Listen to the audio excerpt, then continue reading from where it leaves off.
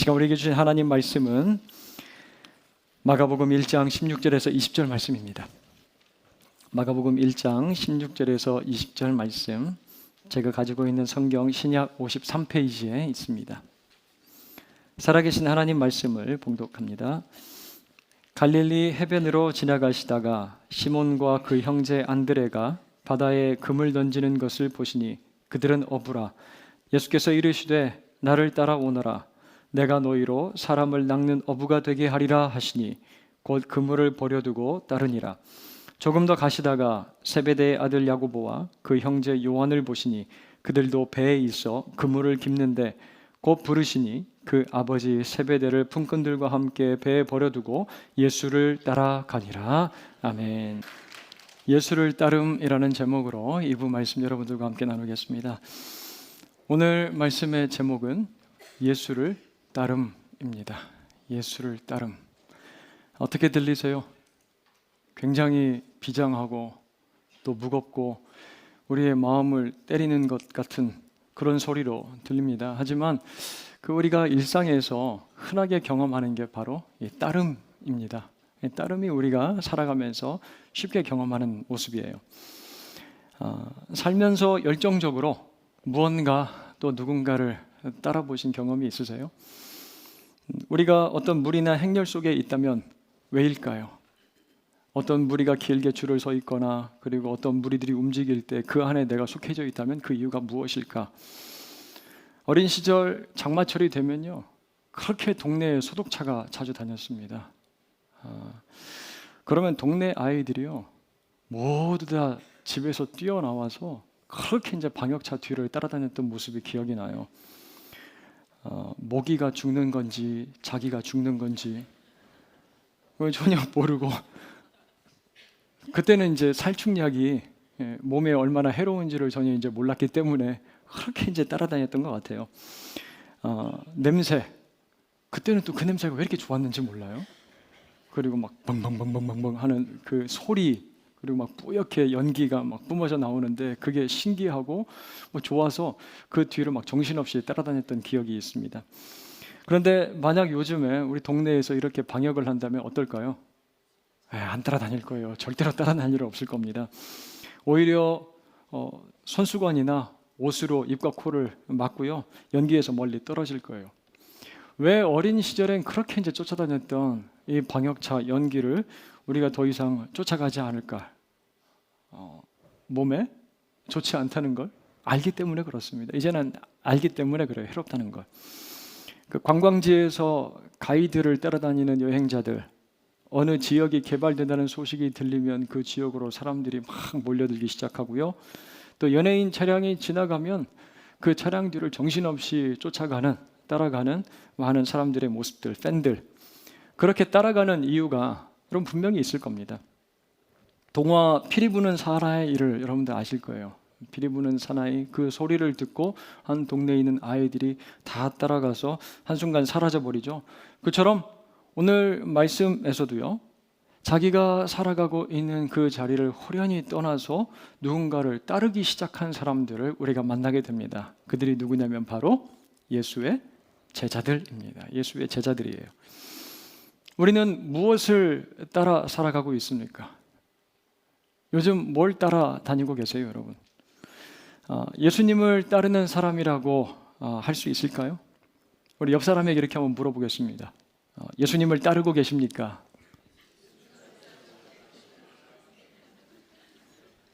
네 소리는 안 들리네.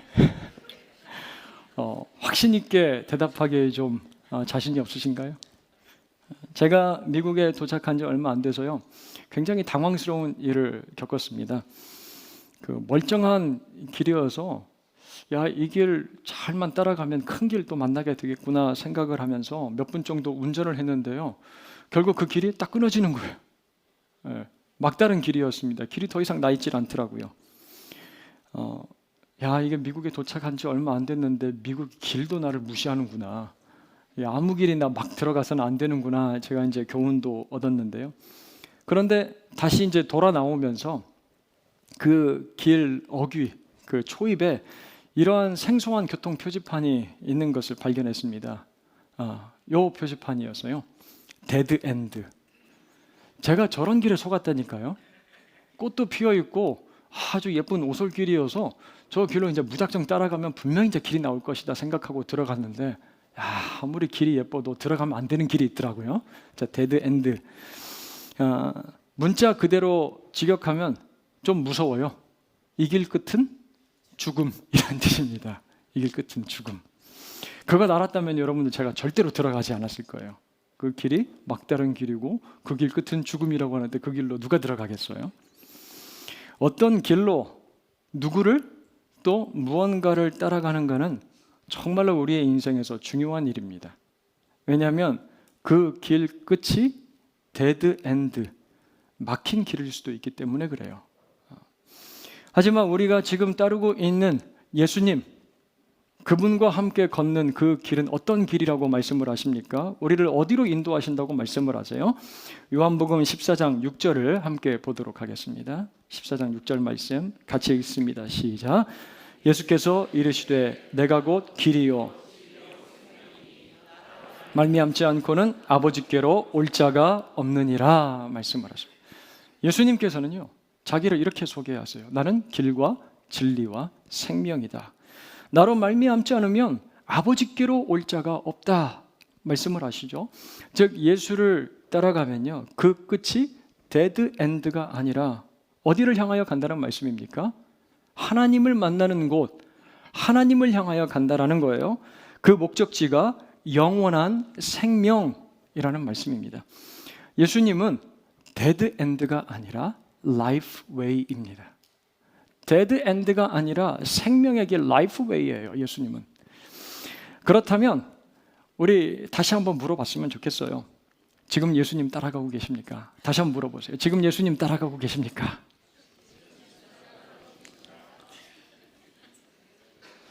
예라고 이제 대답이 나와야 되는데, 죽음이 아닌 길과 진리, 생명 되시는 예수님, 그 예수님을 따라가고 있다고 우리는 자신 있게 이야기할 수 있어야 될 거예요. 이제 오늘 말씀은 우리를 생명의 길로 인도하시는 예수님을 따른다는 것이 도대체 무엇인가 우리에게 잘 보여주고 있습니다. 첫째로 예수님을 따르면요, 부름에서 시작된다는 것을 알 수가 있어요. 예수님을 따른다는 것은 어디에서 시작된다고요? 부름에서요. 같이 따라해 보겠습니다. 따름은 부름에서. 오늘 말씀에서 제자들이 예수님을 쫓고 추종하게 된, 그분을 따르게 된 이유가 무엇인지를 찾아볼 수가 있어요. 바로 예수님께로부터 부름받았기 때문입니다. 예수님께로부터 부름받았기 때문이에요. 자, 그런데 예수님께서 제자들을 왜 부르시는지 그 이유를 먼저 한번 살펴보려고 해요. 자, 14절 말씀 가서 보면 요한이 잡힌 후라고 언급이 되고 있습니다. 그렇게 이제 시작을 하고 있어요. 종교 지도자들과 헤롯에게 체포되어 요한이 끌려간 후에 더 이상 이스라엘 백성들을 향하여 들리지 않는 소리가 있습니다. 더 이상 들려오지 않는 소리가 무엇이에요? 요단강이 조용해진 거예요. 거기에서 계속해서 들려왔던 회개하라, 천국이 가까웠다 외치던 세례 요한의 음성을 더 이상 들을 수가 없는 겁니다. 아마 이제 자기들의 위선적이고 비윤리적인 작태를 고발했던 그 소리가 들리지 않아서 마음이 좀 편안했을지도 모르겠어요. 종교 지도자와 헤롯은. 그런데 이 시끄럽고 아주 성가신 소리가 또 들려오기 시작하는 거예요. 이번에는 요단강가가 아니라 어디에서부터? 갈릴리 해변에서 막 이 소리가 들려오기 시작합니다. 14절 말씀 가서 보면요, 예수께서 갈릴리에 오셔서 하나님의 복음을 전파하셨다라고 하는데 그 내용이 여러분 15절입니다. 15절 보세요. 때가 찼고 하나님의 나라가 가까이 왔으니 어떻게 하라고요? 같이 읽겠습니다. 회개하고 복음을 믿으라 하시더라 라고 합니다. 예수님이 지금 외치고 있어요. 그런데 자세히 보면 세례 요한이 선포했던 내용과 사뭇 다른 부분들이 있죠. 무엇입니까? 바로 때가 찼고 복음을 믿으라입니다. 때가 찼다, 복음을 믿으라. 이게 좀 달라 보여요. 여기서 이제 때가 찼다라는 말씀에서 이 때는요, 원어로 보니까 카이로스예요. 이 카이로스라는 단어는 알맞은 때, 시기와 그리고 때가 적절하다, 적기적시, 또 어떠한 계획과 그리고 또 세웠던 그 계획이 성취되는 시점을 의미를 해요. 계획의 성취의 시점을 이야기를 합니다. 즉 예수님은 지금 이렇게 외치고 계시는 거예요. 구약에서 계속해서 예언되었던 내용, 여러분들이 지금까지 구약을 통해서 계속해서 들었던 메시지, 그것이 바로 메시아죠. 자, 그 메시아가 오면 하나님의 나라가 시작되고 하나님의 나라가 이루어질 것이라고 여러분들 들었습니다. 그런데 지금 바로 이 때가 그 예언이 성취되는 때, 카이로스의 시점입니다 라고 그렇게 예수님께서 외치고 계시는 거예요. 그리고 바로 이어서 예수님은 아주 중요한 메시지를 선포를 하고 있어요. 주고 있습니다. 여러분, 우리 모두는 이제 하나님의 예언, 그 하나님의 말씀이 성취된 때 하나님의 나라가 가깝게 다가온 그 카이로스의 시점을 살아가고 있습니다. 자, 그런데 여러분들 그 시대 앞에서 그냥 하나님의 나라를 구경만 하는 것이 아니라 그곳으로 들어가 그곳을 누릴 수 있는 원리가 있습니다. 두 가지 원리가 있어요. 그것이 무엇인지 아십니까? 바로 회개하고 복음을 믿는 것입니다. 회개하는 자, 그리고 복음을 믿는 자는 하나님의 나라 안으로 들어가는 사람들이에요 라고 예수님께서 외치고 계시는 거예요. 여러분, 회개는 죄 씻음을 의미한다고 말씀을 드렸습니다. 그런데 회개만 한다고 하나님 나라에 들어가는 건가요? 지금 예수님은 회개와 더불어 하나님의 나라를 떠받치고 있는 아주 중요한 또 하나의 기둥에 대해서 말씀을 하고 계세요. 그 기둥이 있는데 그것이 무엇입니까? 바로 복음을 믿는 것. 회개함과 복음을 믿는 것, 이것이 하나님의 나라 안으로 들어가 그 나라를 누릴 수 있게 하는 영적인 원리다라고 말씀을 하시는 거예요. 여러분, 얼마 전 설교에서 복음의 시작 들으셨죠? 복음이 무엇이라고 말씀 제가 드렸습니까? 복음은 바로 성령으로 세례를 주시는 예수님이 약속된 메시아라는 소식이에요. 성령으로 세례를 베푸시는 예수 그리스도가 약속된 메시아라는 소식이 바로 여러분 복음이에요. 예수님께서 이 땅에 오셔서 죄인된 우리를 위하여 십자가에서 자기의 생명을 내어주시고 죽으시고 다시 살아나셨다는 그 사실을 믿는 자들에게 성령이 부음받는다는 것, 성령이 세례로 부어진다는 것, 예수를 믿는 자들이 성령의 세례를 받고 성령의 충만한 상태 가운데 살아가게 된다는 것이 바로 여러분 복음이라고 말씀을 드렸어요. 예수님은 지금 하나님의 나라에 들어가길 원하는가? 그렇다면 내가 복음이다. 예수 그리스도 나를 믿으라 말씀하고 계시는 거예요. 자, 이제 예수님 하나님 나라 그 복음을 선포하고 세워가는 일을 이제 어떻게 감당하시는지 우리가 볼 수가 있는 거죠. 혼자서 감당하십니까? 혼자서 아세요, 이 일을? 예수님은 충분한 능력을 가지고 계시는 분이시죠. 얼마든지 자기가 가지고 있는 힘과 능력, 그 파워로 하나님의 나라를 스스로 이루어 가실 수 있는 분이십니다. 귀신도 쫓아내고요, 병든 자도 고치시고 혼자서 북치고 장구치고 다 하실 수 있는 분이세요, 스스로. 그런데 갈릴리에서 이 하나님의 복음을 선포를 하시면서 가장 먼저 수행하신 작업이 있습니다. 어떤 일을 하시죠? 17절에 가서 보면 시몬과 그의 형제 안드레를 향하여 나를 따라오라 부르세요, 여러분. 그리고 20절도 가서 보면 세베대의 아들 야고보와 요한을 향해서 곧 부르시니 그들이 예수를 따랐다라고 되어 있습니다. 예수님 당시 이 스승과 제자의 그 관계, 도제 관계가 형성이 되고 수립되는 방식은요, 제자가 먼저 추종하는 형태였다고 그래요. 야, 저 사람은 참 매력적이야. 내가 저 사람한테 한번 배워보고 싶어. 저 사람한테서 배우면 굉장히 유익할 거야. 그래서 수업료를 내고 이제 강의를 받는 그러한 방식으로 도제 관계가 이루어졌다라는 거예요. 마치 대학에서 저 교수님 수업 굉장히 유익할 것 같아. 자, 꼭 한번 들어봐야 되겠다. 학점도 잘 주고, 교수님 또 잘생기고, 저 교수님 아주 멋지다. 내가 좋아하는 과목이니까 내가 선택해서 들어봐야지. 이것과 마찬가지라는 거예요. 그런데 예수님의 제자 삼는 방식은 일반적이지 않아요. 그때 당시에 도제 관계가 형성되는 방법과 사뭇 다르다는 거예요. 제가 이제 고등학교 다닐 때 3년 내내 일반이었습니다. 1학년 일반, 담임 선생님 뭘 감당하시냐면 학년 주임이세요. 학년 주임은 무섭고 깐깐합니다. 2학년으로 이제 올라갔어요. 이 선생님에게서 벗어나나? 2학년 일반이 됐어요. 똑같은 선생님이 들어와서 내가 너희들의 담임이노라. 큰일 났다. 3학년 일반이 되었어요. 똑같은 선생님이 또 들어왔어요. 그래서 선생님한테 제가 이렇게 물어봤잖아요. 선생님, 저를 일부러 배치시킨 거죠? 저를 일부러 데리고 다니시는 거죠? 이렇게 제가 이제 물어봤어요. 스승이신 예수님도요, 제자들을 일방적으로 먼저 부르고 계세요. 우리가 좀 전에 서로에게 이렇게 물어봤잖아요. 예수님 따르고 계십니까? 라고요. 좀 자신 없이 대답한 우리들의 모습이 이제 기억이 나는데, 그런데 질문을 바꿔서 이렇게 물어보면 어떨까요? 왜 예수님을 따릅니까? 왜 예수님을 따릅니까? 이러한 질문을 우리가 받는다면 이 부분에 대해서는 우리가 아주 확신 있고 자신하게 대답할 수 있어야 된다는 말씀입니다. 왜 그렇습니까? 여러분, 왜 예수님을 따르고 계십니까? 왜냐하면 그분이 나를 먼저 불러주셨기 때문이에요.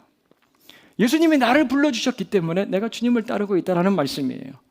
여러분, 우리는 예수님이 과연 괜찮은 스승인지 그렇지 않은지 이게 손이 계산하거나 간 보고 선택하지 않았다는 거예요. 예수님 따라가고 그분에게 배우면 내 인생에 대박이 터지고 승승장구하고 마인드 컨트롤이나 어떤 처세술을 잘 배울 수 있을 거야. 어떤 전략이나 목적을 가지고 우리가 예수님, 내가 저분 스승으로 따라야지 그렇게 결정한 게 아니라는 말씀이에요. 제자가 저 대상이 내 스승으로 적합할까 고민하고 선택한 것이 아니라 스승이 먼저 불러주셨기 때문에 우리가 제자가 되었다라는 말씀이에요. 예수님은 십자가의 길을 말씀을 하세요. 그 길을 따라가는 건 희생과 고통과 슬픔과 눈물이 있다라고 가르치십니다. 손해를 보고 때로는 억울하고 핍박을 당하기도 하고 눈물이 나요. 그런 분을 우리가 도대체 왜 따라가야 됩니까? 스승으로 그분을 왜 섬기면서 우리가 그분을 추종해야 됩니까? 왜 그래요? 사랑하는 여러분들, 예수 그리스도께서 우리를 제자로 불러주셨기 때문에 우리가 그분을 따라간다는 사실을 여러분들 꼭 기억할 수 있기를 주님의 이름으로 축원합니다. 우리를 불러주셨기 때문에 따라가는 거예요. 그런데 잘 생각해 보세요. 자, 예수님께서 외치신 이 회개하고 복음을 믿으라. 하나님의 나라가 시작되었고 그 나라를 풍성하게 누리는 것, 네 주위에 있는 많은 사람들에게 그 원리, 복음 전하는 일, 그거 증거하고 증명하며 살아가라. 이 일에 누구를 부르십니까? 갈릴리 해변을 지나가시다가 시몬과 안드레 그리고 야고보와 요한을 부르시고 있어요. 이들은 누구입니까? 학식 있는 자들인가요? 아니면 막 세례 요한처럼 아주 영성이 풍성한 그런 영성가들인가요? 그들은 바다에서 그물을 던지며 고기를 잡는 어부들이에요, 여러분. 여기서 우리가 발견하게 되는 한 가지 분명한 사실이 있습니다.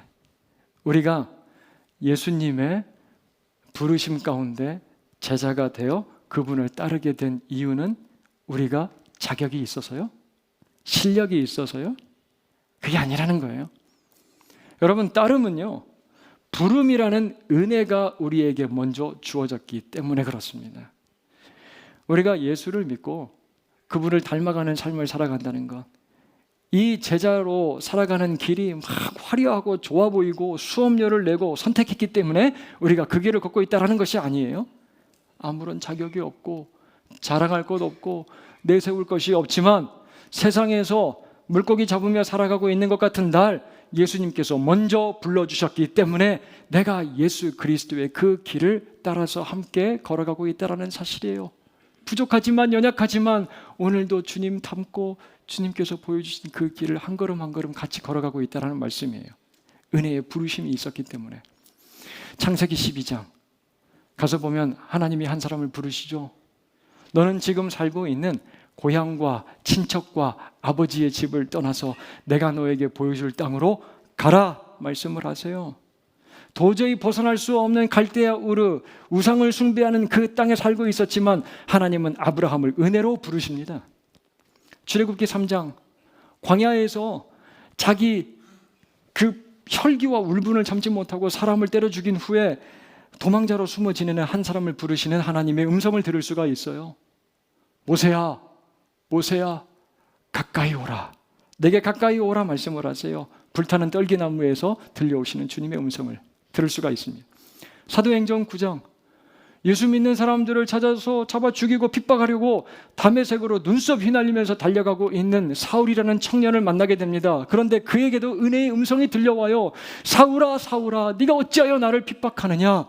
그를 변화시키기 위한 하나님의 거부할 수 없는 음성이었어요. 예수님의. 이렇게 하나님의 나라와 계획을 이루며 살아가는 사람들은요, 자기 뜻대로, 자기 중심성으로, 주도적으로 그렇게 일하지 않습니다. 그렇게 살아가지 않아요. 하나님의 부르심을 먼저 받은 사람들이라는 사실을 우리가 알게 됩니다. 아브라함은 우상을 섬기던 아버지를 둔 사람이었고, 모세는 양떼를 치는 자기를 감추고 은둔하는 사람이었고, 사울은 기독교를 박해하는 비밀 경찰이었어요. 예수님의 제자들도 그물을 던지며 하루하루 생계를 해결하면서 살아가는 어부들이었습니다. 어떻게 보면요, 다들 치열하게 자기들의 일상을 살아가며 몸부림치는 사람들이었다는 사실을 우리가 알 수가 있어요. 그런데 그들에게 음성이 거부할 수 없는 음성이 들려오는 거예요. 나를 따라오라. 나를 따라오라. 이 따라오라는 단어가요, 헬라어로 보니까 갈레오입니다. 갈레오. 예수님이 먼저 따라갈래요? 이렇게 부르셨다는 거예요. 예수님이 먼저 부르셨습니다. 사랑하는 여러분, 우리 모두가 하나님의 복음을 위하여 부름받은 예수 그리스도의 제자라는 사실을 기억하며 살아갈 수 있기를 주님의 이름으로 축복합니다. 그 앞에서 우리는 이렇게 말할 수 없다라는 거예요. 내가 원하지 않습니다. 거부할 수 없다는 거예요, 여러분. 주님 따를지 그리고 따르지 않을지 결정권과 기득권은 내게 있습니다. 제가 한번 잘 생각해보고 제가 결정하겠습니다. 선택할게요. 또는 나는 회사원인데, 나는 장사하는 사람이고요, 나는 교사고 공무원이고, 나는 농부고 어부고 운동하는 사람이고, 저는 아직 직업도 없어요. 목사도 선교사도 아닌 제가 어떻게 하나님의 복음을 전파하는 그 일에 제자로서 살아갈 수가 있겠습니까?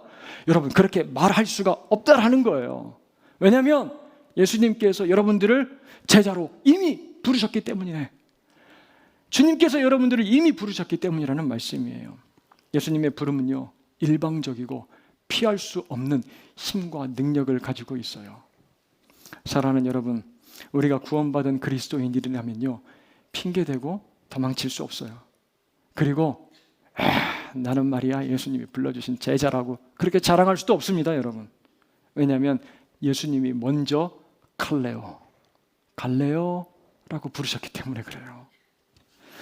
바로 하나님의 복음, 회개하고 예수 그리스도를 믿으면 하나님의 나라로 들어가 그 나라에 들어가서 누리며 살아갈 수 있다고 외치고 보여줘야 되는 증거자, 증인들로 우리를 불러주셨기 때문이라는 사실이에요. 그 사실을 기억하며 부르심을 따라 감사함과 겸손함으로 또 담대하게 살아가는 저와 여러분 모두가 될 수 있기를 주님의 이름으로 다시 한번 축원합니다. 그런가 하면 따름은 버림으로 시작돼요. 따름은 버림으로 시작됩니다. 자, 따라 한번 해볼까요? 따름은 버림으로. 17절 말씀을 가서 보니까 시몬과 안드레를 향하여 나를 따라오라 말씀하실 때 그들이 어떻게 반응하는지 볼 수가 있어요. 18절 곧 그물을 버려두고입니다. 곧 그물을 버려두고. 그리고 19절 말씀 보면 야고보와 그 형제 요한도 보시고 곧 부르셨다라고 그렇게 되어 있어요. 자, 여기서 예수님이 어떻게 부르셨는지를 보면 그 상황, 이 지금 상황이 우리에게 주는 그 뉘앙스, 느낌을 우리가 알 수가 있어요. 곧 부르셨다는 건 그만큼 긴박하다는 겁니다. 촉박하다는 거예요. 나를 따르는 제자가 되어서 이제 하나님의 나라를 선포하는, 전파하는 그 복음의 일, 그 일 느긋하게 천천히 그냥 감당할 수 없다라는 겁니다. 그렇게 부르실 때 제자들 어떻게 따르고 있어요? 곧 버려두고 예수님 따랐다는 거예요. 응급실에서 죽어가는 사람이 있는데 그 사람 빨리 생명을 살려야 돼. 그 일로 부르는 것처럼 예수님께서 긴박하게 부르실 때 곧 따랐다라는 말씀이에요. 자, 특별히 야고보와 요한 19절 보면 뭐 하고 있어요? 지금 그물을 깁고 있어요. 그물을 깁고 있습니다. 이 작업은요, 이제 바다로 나아가서 조업을 시작하기 전에 그물을 준비하는 모습이라고 그래요. 갈릴리 해변가에 앉아서 아버지와 다른 품꾼들과 열심히 그물을 손질을 하고 있어요. 이제 그물을 끌어올려서 배에 싣고 이제 바다로 나가면 되는 거예요. 그런데 이 예수라는 청년이 쑥 지나가더니 갑자기 자기 아들들의 이름들을 부르는 거예요. 야고보, 요한, 나를 따르라. 나를 따르라. 그 소리를 듣고요, 아버지 세베대는 이게 무슨 말도 안 되는 정신없는 소리를 저 사람 하고 있나, 그렇게 생각이 들었을지도 몰라요. 야, 너 딴 생각하지 마. 그거 따라갈 생각하지 마. 지금 빨리 이거 다 준비해서 배 띄워서 우리 조업 나가야 되는데 너 저 예수의 일을 현혹되지 말라고, 이렇게 이제 얘기를 했을지도 몰라요. 그런데 그 자리에서 두 아들이 일어납니다. 예수를 따라가는 거예요. 아버지가 깜짝 놀랍니다. 저것들 정신이 나갔나? 막 뜯어 말렸을지도 몰라요. 그래도 예수를 따라가요. 배 띄우고 고기를 잡으러 가야 돼! 이렇게 외치는데도 예수님 따라가는 겁니다.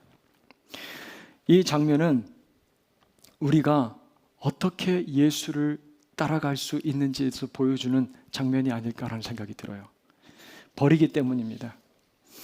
여러분, 버린다는 것은요, 더 이상 그것에 미련을 갖지 않을 때 가능합니다. 훨씬 무언가 가치 있는 것을 발견했을 때 비로소 우리는 무언가를 버릴 수 있다는 말씀이에요. 그 어린 아이들 장난감 손에 하나 이제 쥐어주면 그거 가지고 한동안 아주 재밌게 막 놀잖아요. 그거 보면서 까르르 웃기도 하고. 그런데 엄마가 여기 깎아, 이거 맛있는 거 있네, 그러면서 아이 앞에서 이렇게 맛있는 거 흔들어주면 어떻게 합니까? 갖고 있는 장난감 바로 버려요. 내려놓습니다. 그리고 이제 엄마 그 과자를 딱 손에 받는 거예요. 한 농부가 밭을 갈다가 쟁기질을 하는데 탁 하고 뭐가 걸려요. 그래서 한번 파봤더니 그 안에 항아리가 있고 그 항아리 안에 아주 값진 보화가 가득 담겨 있는 모습을 보았습니다. 그러면 이제 뭘 할까요? 자기가 가지고 있는, 지금까지 자기가 소유하고 있는 모든 전 재산을 다 팔아버려요. 왜? 그 보화 발견한 그 땅을 매입하기 위해서, 그 땅 사기 위해서. 다른 사람들은 이렇게 얘기할지도 모르겠습니다. 야, 저 사람 저거 미쳤나? 집도 땅도 다 팔아서 뭐하러 저 볼품없는 밭을 그렇게 살려고 안달이 났나? 그런데 이 농부는 아는 거예요. 무엇을요? 그 밭에 보화가 묻혀져 있다는 사실을 알기 때문에 자기가 지금까지 소유하고 있는 모든 것들을 다 버릴 수 있다는 말씀이에요. 아름다운, 얼마나 귀한 것들이 자기 앞에 있는지를 알았기 때문에 버릴 수 있다는 말씀이에요. 여러분, 예수님을 따르려면요, 우리에게 요청되고 치러야 되는 대가가 있다는 말씀입니다. 바로 버림이에요. 버림입니다. 내가 즐기고 내가 아끼고 내가 소중하게 생각하는 것들, 그런 것들을 버리고 가지를 쳐낼 때 예수님을 더욱더 친밀하게 가까이 따를 수 있다는 사실이에요. 여러분, 처음에 말씀을 드렸습니다. 예수님을 따른다는 것은 무엇을 향하여 가는 길이죠? 데드엔드가 아니라 라이프웨이, 생명의 길을 따라가는 거라고 말씀을 드렸어요. 예수 그리스도 복음 따라가면 하나님의 나라를 분명히 경험하게 됩니다. 여러분, 예수 따라가면 하나님의 나라를 우리가 누리게 될 것입니다. 그게 너무나 가치 있고 행복한 일이라면요, 예수 그리스도 따라가는 데 있어서 방해물이 되고 장애가 된다면 그거 어떻게 해야 되는 거예요? 버려야 된다는 거예요. 그런데 여러분, 아직까지도 뭔가를 꽉 붙들고 있다면, 아직도 예수 그리스도 따라감에 있어서 그거 방해하고 내 뒤를 자꾸 붙잡는 것들, 그것들 아직까지도 잡고 있다면, 버리지 못하고 있다면, 나의 모습은, 나의 마음은 무엇으로 차 있는지 살펴봐야 된다는 거예요. 그게 너무나도 가치 있는 것이고 아름다운 것이라면 주님 따라가는 것이 우리는 버리게 되어 있다라는 말씀이에요. 카일 아이들만 목사님이 쓴 Not a Fan이라는 책이 있습니다. 영어로는 Not a Fan인데 우리나라 제목으로는 팬인가 제자인가 라고 그렇게 이제 번역을 해놨어요. 이 책을 보면요, 내가 예수님을 어떻게 따르고 있는지를 잘 진단하는 5가지 질문을 던지고 있습니다. 첫 번째로, 예수님을 믿는다고 말로만 고백하는가, 아니면 예수님을 실제로 따르고 있는가? 두 번째, 예수님에 관해서 아는가, 아니면 예수님을 진정으로 아는가? 예수님은 여러 애인 중 한 명인가, 아니면 하나뿐인 애인인가? 암보다 밖에 더 신경을 쓰고 있는가? 자기 힘을 믿는 팬인가? 성령 충만한 제자인가? 여러분, 나중에 이 책을 꼭 구입해서 한번 읽어보면 좋겠습니다. 이번에 이제 제자 훈련할 때 필독도서로 읽게 될 건데요. 이 모든 질문들 잘 여러분 들여다보면, 생각해보면 한 가지 공통점이 있어요. 내가 예수 그리스도를 따라가는 데 있어서 계속해서 버리는 삶을 살아가고 있느냐, 그렇지 않은가를 묻고 있는 질문들이에요. 예수를 따른다고 하면서도 여전히 내려놓지 못하고 버리지 못한 것들이 있다면 제자가 아니라 그저 예수님께 흥미를 느끼고 재미를 느끼고 있는 팬으로 신앙생활하고 있다라고 이야기를 하고 있는 겁니다. 팬은요, 자기가 따르고 있는 스타에게 실증을 느끼면 얼마든지 다른 스타를 따라가게 되어 있는 거예요. 임영웅 계속 좋아할 것 같죠?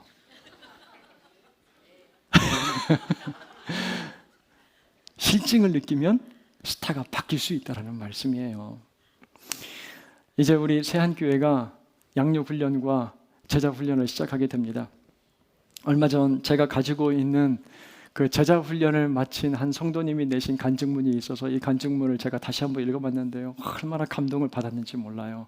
그 간증문을 좀 소개해 드리려고 합니다. 하루가 다르게 커가는 아이들을 보면서 가장인 아버지로서 하나님 앞에 바로 서야겠다는 생각에 제자훈련을 시작하게 되었습니다.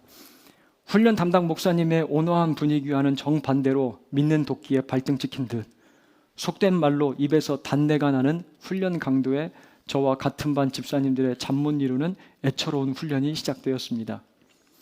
건강이 좋지 않지만 예수님을 더욱 닮으려고 훈련에 임하신다는 70세가 넘으신 아버지 연배의 장로님, 일주일이면 2, 3일은 출장 가시고 때론 금요일에 타주에서 출발해 토요일 이른 아침까지 밤새 운전해서 지각도 없이 제 시간에 훈련에 임하신 형님 집사님, 하던 사업을 눈물겹게 정리하면서도 흔들림 없이 훈련에 임한 친구 집사, 만삭인 아내를 옆에 두고 성실히 수업에 임한 동생 집사 등 훈련생 모두가 고통과 어려움 가운데서도 예수님을 조금이라도 닮으려는 신실한 노력들이 서로를 자극하며 격려하였습니다. 그러던 중 갑작스럽게 아이 셋을 키우는 제 아내의 건강에 빨간불이 들어왔습니다. 그리고 제 마음에 든 생각은, 훈련 그만둬야 되겠구나. 또 기회가 오겠지. 나 개인의 은혜가 가족의 건강보다 더 중요하진 않잖아? 라고 마음속으로 결정할 즈음 이 모든 상황들 주님께 내려놓고 기도하기 시작했습니다. 그런 제게 아내는 오히려 격려하며 끝까지 마치라고 위로하고 힘을 보태주었습니다. 몸이 아파 예배를 참석하지 못하는 아내를 대신하여 제 몸에 손을 얹고 기도해 주시고 신방으로 전화로 이메일로 위로해 주신 목사님, 연합순장님과 함께 찾아오셔서 눈물로 기도해 주신 우리 순장님, 순모임 때마다 특별히 중보하며 기도해 준 고마운 순원들, 금식하며 기도해 주신 부모님과 동기간들, 열심으로 기도해 주신 제자훈련 믿음의 동기 집사님들, 마지막으로 자기의 일인 양 눈물로 기도해 주셔서 저를 더욱 당황케 하며 감동시킨 기도 후원자님들, 모두가 저와 제 아내를 든든히 받쳐 주었습니다. 저는 제자훈련을 통해 앞으로의 인생의 책임과 사명이 무엇인지 생각하게 되었습니다. 낮아지며 섬기셨던 예수님처럼 지극히 작은 자에게 관심을 주고 희생하는 사랑의 전달자가 되려 합니다. 간증문을 읽고요, 우리 교회에서 훈련받는 모든 분들이 이러한 간증, 이러한 삶을 살아가는 분들이 되었으면 좋겠다. 소원하며 기도했어요. 사랑하는 새하늘의 성도 여러분들, 우리가 이미 예수 그리스도를 따라가고 있는 그분의 제자라는 사실을 꼭 기억할 수 있기를 간절히 소원합니다. 왜 그렇습니까? 하나님의 복음을 누리고 살며 세상에 그 복음을 증거하는 사명자들로 우리 모두를 어떻게 해주셨기 때문에? 불러주셨기 때문입니다. 은혜로 여러분들을 불러주셨기 때문에 그래요. 그리고 예수님을 더욱 바짝 즐겁게 따라가기 위하여 우리는 버려야 됩니다. 무거운 것들을 내려놓아야 예수 그리스도를 즐거운 마음으로 더욱 가까이 따라갈 수 있기 때문에 그래요. 말씀을 준비하면서 참 힘들고 어려운 상황에도 목회를 감당하셨던 아버지가 즐겨 부르시던 찬송가 가사가 생각이 났습니다. 너희 마음에 슬픔이 가득 차도 주가 즐겁게 하시리라. 아침 해같이 빛나는 마음으로 너 십자가 지고 가라. 즐거운 마음으로 십자가 지고 가라. 내가 기쁘게 십자가 지고 가면 슬픈 마음이 위로받네. 고통스러운 십자가를 지고 가는 게 어떻게 기쁜 일이 되겠어요? 그런데 그 십자가 지고 가면 슬픈 마음이 위로를 받는데요. 사랑하는 여러분, 부름 앞에서 버림으로 따름의 삶을 살아가시길 바랍니다. 부름 앞에서 버림으로 따름의 삶을 살아가시길 바랍니다. 그래서 참 힘든 십자가지만, 거친 십자가지만 그 십자가 즐겁게 메고 예수 그리스도 걸어가신 그 생명의 길, 그 길을 저와 여러분들도 함께 한 걸음 한 걸음 담대하게 걸어갈 수 있게 되기를 주님의 이름으로 축원합니다.